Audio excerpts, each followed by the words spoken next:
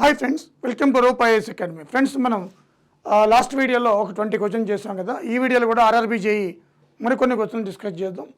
ప్రతి ఒక్కరు కూడా ఈ క్వశ్చన్స్ని మీరు నోట్స్ రూపంలో రాసుకుంటే డేటా చాలా అద్భుతంగా ఒక నోట్స్ అవుతుంది. సో ఆర్ఆర్బీ కానీ ఎస్ఎస్సి కానీ అదర్ ఎగ్జామ్స్కి ఎంతో ఉపయోగకరంగా ఉంటుంది. సో ఈ రూప ఐఏఎస్ ఛానల్ యూట్యూబ్ ఛానల్ని సబ్స్క్రైబ్ చేసుకోండి. అందరూ చెప్పండి. ప్రతిరోజు కూడా ఈ యొక్క questions RRB world previous pattern తెలుస్తుంది, క్వశ్చన్ ప్యాటర్న్ తెలుస్తుంది. First of all railways, RRB అలాగే ఎస్ఎస్సి సేమ్ ప్యాటర్న్ ఉంటాయన్నమాట. ఓకే, క్వశ్చన్ చూద్దాం friends. Which of the following countries was formed in 1971? 1971లో ఏ కంట్రీ ఫామ్ అయ్యింది? యాక్చువల్గా 1971లో మనకి ఈస్ట్ పాకిస్తాన్ అనబడే దేశం బంగ్లాదేశ్కి అవతరించింది. బంగ్లాదేశ్ ఈ రోజున బంగ్లాదేశ్లో మనం చూస్తున్నాం రిజర్వేషన్ ఇష్యూస్లో స్వయానా పిఎం రాజీనామా చేయవలసి వచ్చింది, సుప్రీంకోర్టు చీఫ్ జడ్జి రాజీనామా చేయవలసి వచ్చింది. అలాంటి Bangladesh old name east Pakistan 1971లో ఏర్పడింది అనమాట. అది 1971లో ఇది ఏర్పడింది. సో దీన్ని ఈస్ట్ పాకిస్తాన్ అనేవాళ్ళు బంగ్లాదేశ్ అంటున్నారు. దీంట్లో మన ఇండియన్ గవర్నమెంట్ సపోర్ట్ చేసింది, బంగ్లాదేశ్కి సపోర్ట్ చేసి మనం వాటికి లిబరేషన్ ఇచ్చాం అనమాట. సునార్ బంగ్లా రవీంద్రనాథ్ ఠాగూర్, ఆ బంగ్లాదేశ్ నేషనల్ సాంగ్ కూడా ఆయనే కంపోజ్ చేస్తారు. ఓకే, అలాగే శ్రీలంక 1948లో ఏర్పడింది. బ్రిటిష్ వాళ్ళకి అక్కడి నుంచి వెళ్ళిపోయారు. మనకి 47 అయితే అది 48 అనమాట. భూటాన్ ఒక కింగ్డమ్ 1616లోనే ఏర్పడింది. నేపాల్ కూడా 1768 అనమాట. ఓకే, సో ఇది అదేవిధంగా మనం చూస్తే డాస్ is the first e governance project of the government of Karnataka in land records computerization system అని ఇచ్చాడు. ఇది యాక్చువల్గా కరెంట్ అఫేర్ అయినప్పటికీ చెప్తాను. ఈ చౌపల్ మనకి ధరణిలాగా అనమాట. భూమి, అక్షయ, నాయ దిశ. భూమి మనం ధరణి అంటున్నాం, అది భూమి అనమాట. ఓకే, అలాగే మనకి how many gold medals did India win at the Asian air gun championship? ఇది కూడా కరెంట్ అఫేరే. సో 16 విన్ అయింది. సో అదేవిధంగా who among the following was the first women president of the general assembly of UNO? ఇది చాలా important. Vijayalakshmi Pandit, మనకి sister of JL Nehru. Vijayalakshmi Pandit ఈమె రష్యాకి రాయబారిగా చేశారనమాట. యుఎన్ఓలో general అసెంబ్లీలో ఫస్ట్ ఉమెన్, ఆమె president, women president general assembly. అలాగే రష్యాకి రాయబారిగా చేశారు. అలాగే మన ఇండియాలో 1937లో అంటే ఇండిపెండెన్స్ ముందు ఎలక్షన్ జరిగినప్పుడు ఫస్ట్ మినిస్టర్ ఆమె, local self government. Rajkumar Amrit Kaur health minister, ఆమె ఎప్పుడు గెటింగ్ ఇండిపెండెన్స్. సో ఫస్ట్ మనకి విజయలక్ష్మి పండిట్ అనమాట. అలాగే సరోజిని నాయుడు గోల్డెన్ థ్రెషోల్డ్ అనే బుక్ రాశారు. ఈమె హౌస్ నేమ్ కూడా నాంపల్లి గోల్డెన్ థ్రెషోల్డే. అదేవిధంగా యూపీకి ఫస్ట్ ఉమెన్ గవర్నర్ ఈమె మన ఇండియాలో, యూపీకి సరోజిని నాయుడు అనమాట. అలాగే కునీరా అంటే C B Muthamma, first Indian civil services women. మన ఇండియాలో సివిల్ సర్వీస్ చేసిన ఫస్ట్ ఉమెన్, పాస్ అయిన ఫస్ట్ ఉమెన్ ముత్తమ్మ అనమాట. అలాగే ఫస్ట్ ఇండియన్ ఫారిన్ సర్వీస్ కింద సెలెక్ట్ అయిన ఫస్ట్ ఉమెన్ కూడా ఆమె, first women Indian foreign service first women కూడా ఆమె.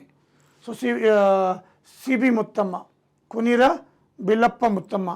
ఓకే, అలాగే అనిబిసెంట్ మనకు తెలిసింది, ఈమె హోమ్ రూల్ మూమెంట్ సౌత్ ఇండియాలో స్టార్ట్ చేస్తుంది. నార్త్ ఇండియాలో తిలక్ స్టార్ట్ చేస్తే సౌత్ ఇండియాలో మనకి Annie Besant start. First home rule moment అంటే తిలక్కే పెట్టాలి. ఏప్రిల్లో స్టార్ట్ చేశాడు 1916. అనిబిసెంట్ సెప్టెంబర్లో స్టార్ట్ చేసింది సౌత్ ఇండియాలో. ఓకే, సో అదేవిధంగా మనం when is the world environmental day observed? So June 5th మనందరూ తెలిసింది. అయితే ఇక్కడ 2024 థీమ్ ఏంటంటే our land our future, our land our future అనమాట. అదొకటి మనకి ఈ సంవత్సరం కరెంట్ అఫేర్లో కూడా రావచ్చు, చాలా ఇంపార్టెంట్ అది. Who is the present governor of Kerala? అప్పుడుది మీ మనకి ఓల్డ్ కరెంట్ అఫేర్ ఇది. అప్పుడు పి సదాశివం ఆయన ఉన్నారు. ఇప్పుడు ఆరిఫ్ మహమ్మద్ ఖాన్ అనమాట. ఇప్పుడు మారిపోయారు, ఇప్పుడు Arif Mohammad Khan.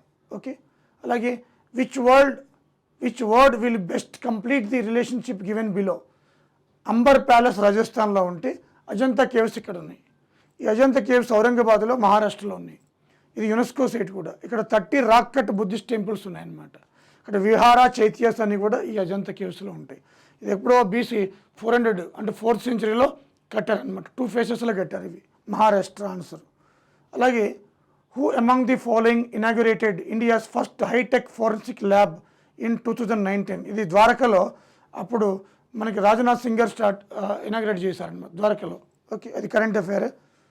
Vijayawada is located on the bank of the river అని, కృష్ణా రివర్ మనందరూ తెలిసింది.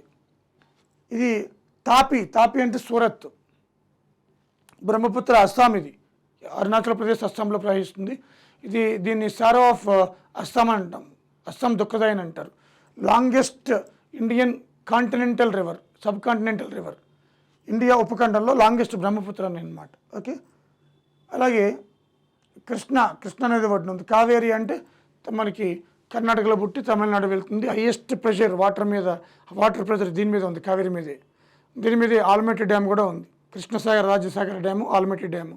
హొగెనికెల్ వాటర్ ఫాల్స్ కూడా కావేరి మీదే, కాంట్రవర్సీ అనమాట. ఓకే, సో అలాగే which of the following cricketer set a record for the most runs in ODI single game 2019 అంటే మనకు తెలిసిందే రోహిత్ శర్మ, అప్పుడుది. ఓకే, కరెంట్ అఫైర్ ఇది. With which sport is Murugappa gold cup association? ఇది చాలాసార్లు ఇచ్చాడు. మద్రాస్ స్టార్ట్ చేసింది 1901లో. Murugappa gold cup Madras, oldest హాకీలో ఇది. Which of these religions do the juice of follows? Juice అని ఎవరిని అంటారు? మనకి జ్యూస్ అని జుడాయిజం, ఇది ఓల్డెస్ట్, బీసీ 4000 years బ్యాక్ అనమాట. సో ఈ ప్రపంచంలోనే ఓల్డెస్ట్ అంటే Hinduism oldest religion. But Judaism కూడా ఓల్డెస్ట్ సీట్. అలాగే క్రిస్టియనిటీ, జైనిజం, జొరాస్ట్రియన్ ఇవి తర్వాత వచ్చినవి అనమాట. ఓకే, లేటెస్ట్గా మనం చూస్తే ఇవన్నీ కూడా ఓల్డే, బట్ జుడాయిజం అన్నింటికంటే ఓల్డ్, 4 ఈ అన్నింటికంటే old Hinduism. Okay, next compensatory afforestation fund bill was passed by Rajya Sabha of India in the year 2016లో పాస్ అవుతుంది, 2016. ఓకేనా, అంటే లీగల్ ఫ్రేమ్వర్క్ పెట్టారనమాట అడవులను కానీ రక్షించడానికి, ఎకోసిస్టమ్ రక్షించడానికి. అదే 2016 ఫండ్ కూడా ఏర్పాటు చేశారు. So in which of the union territories does the Panchayati Raj system not exist? ఢిల్లీలో పంచాయతీరాజ్ సిస్టమ్ అంటే ఉంటుంది, నేషనల్ క్యాపిటల్ టెరిటరీ అనమాట అది, 92 నుంచి కూడా అది. ఓకేనా, సో అలాగే Mukhyamantri Yuva Swabhiman Yojana launched by Madhya Pradesh government is associated, ఇది కరెంట్ అఫైర్. ఇది దీనికి సంబంధించి 100 days employment every year to urban youth from economically weaker section, ఇది అప్పుడు current affair. WHO has established dash initiative for the prevention and control of non-communicable disease. అంటే ఒక app ఉందమ్మా, చెప్తాను అది. ఇది యాప్ BHE@ITB మొబైల్, ఇది యాప్ అనమాట. అప్పట్లో కరెంట్ అఫైర్ ఇది. కరెంట్ అఫైర్ అప్పట్లో కరెంట్ అఫైర్స్, స్పోర్ట్స్ కూడా ఎక్కువ చూసుకోవాలి మీకు. ఓకే, అలాగే which of the following canon of taxation is also known as ability to pay principles of the taxation? Canon of equality అంట. కెనాన్ ఆఫ్ సర్టెనిటీ అంటే ఖచ్చితంగా పే చేయాలి, ఖచ్చితంగా. ఈక్వాలిటీ అంటే ఏంటి? Canon of equity, canon of equity. General taxes ఎలా ఉంటాయంటే మనకి ప్రోగ్రెసివ్ ట్యాక్స్, రిగ్రెసివ్ ట్యాక్స్. అంటే ఆదాయం పెరిగే కొలది కూడా ట్యాక్స్ పెరుగుతుంది, ప్రోగ్రెసివ్ అంటే. రిగ్రెసివ్ అంటే ఆదాయం తగ్గే కొలది ట్యాక్స్ తగ్గుతుంది. మన ఇండియాలో ప్రోగ్రెసివ్ ట్యాక్స్ ఉంది. సో పే చేసే కెపాసిటీ అంటే ఇప్పుడు ఎవరంటే ట్యాక్స్ ఎవరు పే చేస్తారు? ఎక్కువ డబ్బులు వస్తాయి కదా పే చేసేది, దాన్ని ఏమంటాం? కెనాన్ ఆఫ్ ఈక్విటీ అంటాం. సర్టెనిటీ అంటే వచ్చిన రాపని ఖచ్చితంగా చేయాలి. ఇప్పుడు ఎగ్జాంపుల్, ఒక పెన్ను కొన్నాం అనుకోండి, ఖచ్చితంగా కట్టాలి. అది నేను పేదవాడిని అంటే కుదరదు. హోటల్లోకి వెళ్ళినా అనుకోండి, కంపల్సరీ ట్యాక్స్ కట్టాలి, సర్టెనిటీ అనమాట. Okay, so Canon of equity అంటాం.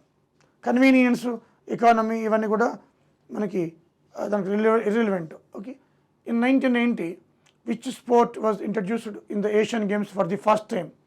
సో కబడ్డీ ఇంట్రడ్యూస్ చేశారు. ఇప్పుడు ఏషియన్ గేమ్స్లో కబడ్డీ కూడా ఉంది. In which state is the Banaras Hindu university located? So యూపీలో తెలుసు. 1916లో మదన్ మోహన్ మాలవీయ గారు స్టార్ట్ చేశారు. యాక్చువల్గా ఇది 1905లో స్కూల్ అనిబిసెంట్ పెట్టారు. అది స్కూల్, అది బనారస్. ఆ స్కూల్ని కాస్త 15లో హార్ట్ కోర్ట్ బట్లర్ అని చెప్పి బిల్లు ప్రవేశపెట్టాడు, యూనివర్సిటీ బిల్లు. అది కాస్త 16 నుంచి మనకి యూనివర్సిటీ అయిపోయింది. మదన్ మోహన్ మాలవీయ టీచరు, గొప్ప ప్రొఫెసర్ కూడా, ఫిలాసఫర్. ఈయన ఈ యూనివర్సిటీ పెట్టేటప్పుడు 7th నవాబ్ మీర్ ఉస్మాన్ అలీ ఖాన్ దగ్గరికి వచ్చారనమాట. వచ్చి మీరు చందా ఇవ్వండి అంటే కంట్రిబ్యూట్ చేయండి అని అడిగారు. చేస్తే మీ హిందువులు యూనివర్సిటీ కట్టుకోవడానికి నేను ఎందుకు చేయాలని చెప్పి చెప్పు విసిరేశాడట. ఆ చెప్పుని తీసుకొచ్చి మనకి ఈ మదన్ మోహన్ మాలవ్య గారు కోటిల వేలంపాట వేశారట. అది విన్న ఆయన మళ్ళా ఆయన చెప్పు ఆయనే కొనుక్కోవడం జరిగింది డబ్బులు ఇచ్చి. అలా చెప్తూ ఉంటారు. సో కాబట్టి అంత తెలివైన వ్యక్తి ఎవరు? మదన్ మోహన్ మాలవ్య అనమాట. ఓకే, ఇది ఉత్తరప్రదేశ్లో ఉంది.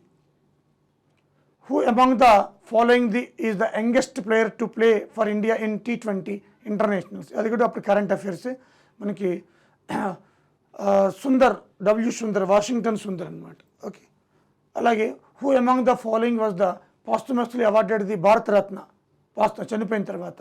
ఇది 2019 అమ్మా, నేను లేటెస్ట్ చెప్తున్నాను. లేటెస్ట్ 5 మెంబర్స్కి ఇచ్చారు. Karpoori Thakur, L K Advani, P V Narasimha Rao, Charan Singh, Chaudhary Charan Singh, M S Swaminathan. ఈ 5 మందికి ఒకేసారి ఇచ్చారనమాట. రీసెంట్, చాలా ఇంపార్టెంట్ ఇది. ఓకే,